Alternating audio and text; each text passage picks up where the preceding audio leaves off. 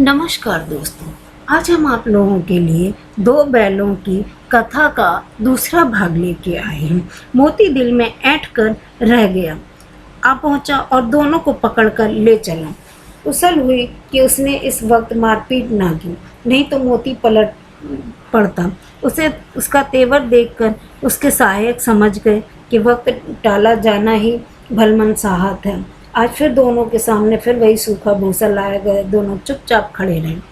घर में लोग भोजन करने लगे। उस वक्त छोटी सी लड़की दो रोटियां लिए निकली और दोनों के मुंह में देकर चली गई। इस रोटी ने उसकी भूख तो क्या शांत होती, पर दोनों के हाथ हृदय को मानो भोजन मिल गया। कहीं भी किसी सज्जन का वास है। लड़की भैरों की थी। उसकी माँ मर चुकी थी। सौतेली माँ से मारती रहती, इसलिए उन बैलों से इस प्रकार की आत्मीयता हो गई थी।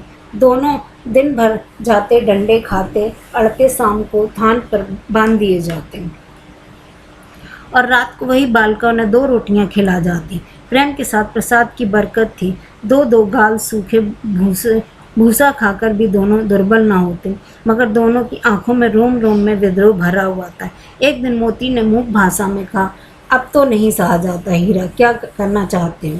एक आध को सींग मारकर उठाकर फेंक दूंगा, लेकिन जानते हो यह प्यारी लड़की जो हमें रोटियां खिलाती है उसी की लड़की है, जो इस घर का मालिक है। यह बेचारी अनाथ हो जाएगी तो मालकिन को फेंक दूं?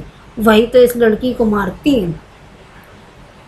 लेकिन औरत जात पर सींग चलाना मना है, यह भूल जाते हो। तुम तो किसी तरह निकलने ही नहीं देते। बताओ, तोड़ाकर भाग चलें? हाँ, मैं स्वीकार करता हूँ, लेकिन इतनी मोटी रस्सी टूटेगी कैसे? इसका एक उपाय, पहले रस्सी को थोड़ा चबा लें, फिर एक झटके में जाती है। रात को जब बालकर रोटियां खिलाकर चली गई तो रस्सियां चबाने लगी, पर मोटी रस्सियां मुंह में न आती थी। बेचारी बार बार लगाकर रह जाते। सहसा घर का द्वार खुला और लड़की निकली। दोनों सिर झुकाकर उसका हाथ चाटने लगे। दोनों की पूंछें खड़ी हो गईं। उनके माथे सहलाए और बोली, खोल देती हूँ, चुपके से भाग जाओ, नहीं तो ये लोग मार डालेंगे। आज घर में सलाह हो रही थी कि इनकी नाकों में नकेल डाल दी जाए। उसने गराब खोल दिया, पर दोनों चुपचाप खड़े रहे। मोती ने अपनी भाषा में पूछा, अब चलते क्यों नहीं? हीरा ने कहा, चलो चलें तो, लेकिन कल इस अनाथ पर आफत आएगी, सब इसे संदेह करेंगे। सहसा बालिका चिल्लाई, फूफा वाले दोनों फूफा वाले बैल भागे जा रहे हैं। ओ दादा दादा, दोनों बैल भागे जा रहे हैं। ओ दादा ओ दादा, दोनों बैल भागे जा रहे हैं, जल्दी दौड़ो। गया हड़बड़ाकर भीतर से निकला और बैलों को पकड़ने चला। वो दोनों भाग गए। गया ने पीछा किया, वह तेज भी हुआ। गया ने शोर मचाया, फिर गांव के कुछ आदमियों के साथ लेने के लिए लौटा। दोनों मित्रों को भागने का मौका मिल गया। सीधे दौड़ते चले गए, यहाँ तक कि मार्ग का ज्ञान रहा। जिस परिचित मार्ग से आए थे उसका यहाँ पता न था। नए नए गांव में मिलने लगे। अब दोनों एक खेत के किनारे खड़े होकर सोचने लगे, अब क्या करना चाहिए। हीरा ने कहा, मुझे मालूम है, राह भूल गए हैं। तुम भी बेतहाशा भागे, वहीं उसे मार गिराना था। उसे मार गिराते तो दुनिया क्या कहती? वह भी धर्म छोड़ दे, लेकिन अब अपना धर्म क्यों छोड़े? दोनों भूख से व्याकुल हो रहे थे। खेत में मटर खड़ी थी, चरने लगे। रह रह कर आहट लेते रहते, कोई आता तो नहीं है। जब पेट भर गया तो दोनों को आज़ादी का अनुभव हुआ, तो दोनों मस्त होकर उछलने कूदने लगे। पहले दोनों ने डकार ली, फिर सींग मिलाए और एक दूसरे को ठेकने लगे। मोती ने हीरा को कई कदम पीछे हटा दिया, यहाँ तक कि वह खाई में गिर गया। तब उसे भी क्रोध आ गया, संभाल कर उठा और मोती से भिड़ गया। मोती ने देखा कि खेल में झगड़ा हुआ चाहता है तो किनारे हट गया। अरे यह क्या, कोई सांड डोंकता चला आ रहा। हाँ, सांड ही है। वह सामने आ पहुंचा। दोनों मित्र बगलें झांक रहे थे। सांड पूरा हाथी था। उसे भिड़ना जान से हाथ धोना था, लेकिन न भिड़ने पर जान भी बचती नजर नहीं आती। उन्हीं की तरफ आ रहा था। कितना भयंकर सूरत है। मोती ने मूक भाषा में कहा, बुरे फंसे, जान बचेगी, कोई उपाय सोचो। हीरा ने चिंतित स्वर में कहा, अपने घमंड में फूला हुआ आरजू बिनती ना सुनेगा।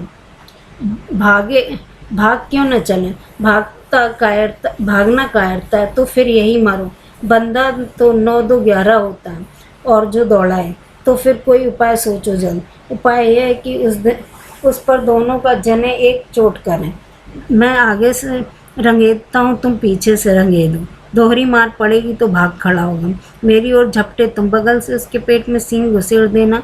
जान जोखिम पर दूसरा उपाय नहीं है। दोनों मित्र हथेली पर जान लेकर लपके। सांड को भी संगठित शत्रुओं से लड़ना का तजुर्बा ना था।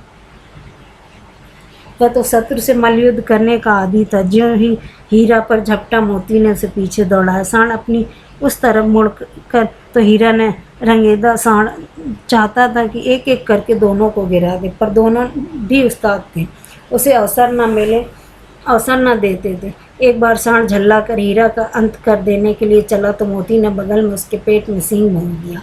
सांड क्रोध में आकर पीछे फिरा तो हीरा ने दूसरे पहलू में सींग चुभा दिया। आखिर बेचारा जख्मी होकर भागा और दोनों मित्रों ने दूर तक पीछा किया, यहाँ तक कि सांड बेदम होकर गिर पड़ा। तब दोनों ने उसे छोड़ दिया। दोनों मित्र जीत में नशे में झूमते चले जा रहे थे। मोती ने सांकेतिक भाषा में कहा, मेरा जी चाहता है कि बचा को मार ही डालूं। हीरा ने तिरस्कार किया, गिरे हुए बैरी पर सींग चलाना नहीं चाहिए। यह सब ठीक है, बैरी को ऐसा मारना चाहिए कि फिर ना उठे। अब घर कैसे पहुंचेंगे? सोचो, पहले कुछ खा लें तो सोचें। सामने मटर का खेत था।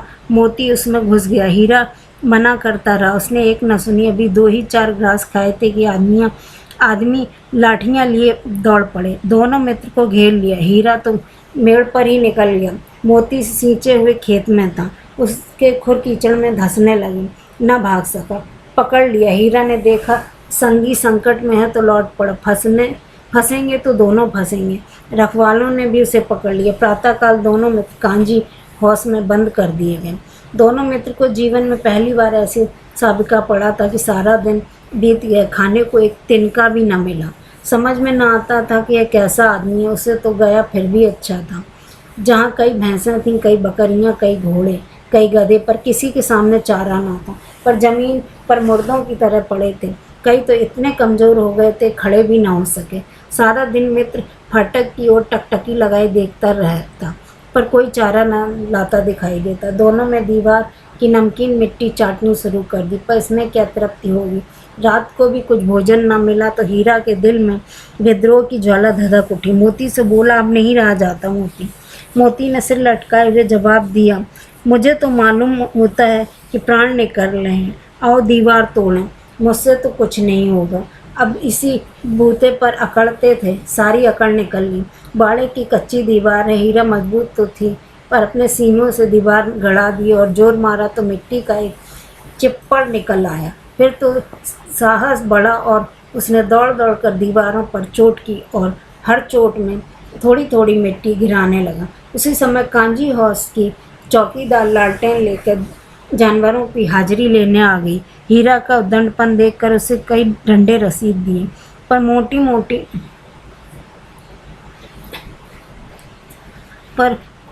मोटी रस्सियों से बांध दिया। मोती ने पड़े पड़े कहा, आखिर मार खाई, क्या मिला?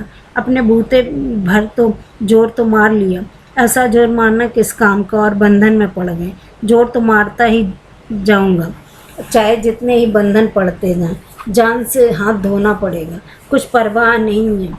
यूँ तो मरना ही है। सोचो, दीवार खुद जाती तो कितनी जानें बच जाती। इतना भाई यहाँ बंद है, किसी की देह में जान नहीं है। 2-4 दिन यही हाल रहा तो मर जाएंगे। हाँ, यह बात तो सच है। लो, फिर मैं भी जोर लगाता हूँ। मोती ने दीवार में सींग मारा। थोड़ी सी मिट्टी गिरी और हिम्मत बढ़ी। फिर दोनों ने सींग लगाकर इस तरह से जोर करने लगे मानो किसी प्रतिद्वंदी से लड़ रहे हैं। आखिर 2 घंटे की जोर आजमाई में दोनों ने दीवार को लगभग एक हाथ गिराई। उसने दूनी शक्ति से दूसरा धक्का मारा तो आधी दीवार गिर पड़ी। दीवार का गिरना था कि अधमरे से पड़े हुए सभी जानवर चेत पड़े। तीनों घोड़ियाँ सरपट भाग निकली, फिर बकरियाँ निकली, उसके बाद भैंस भी खिसक गई, पर गधे अभी तक ज्यों के त्यों खड़े थे। हीरा ने कहा,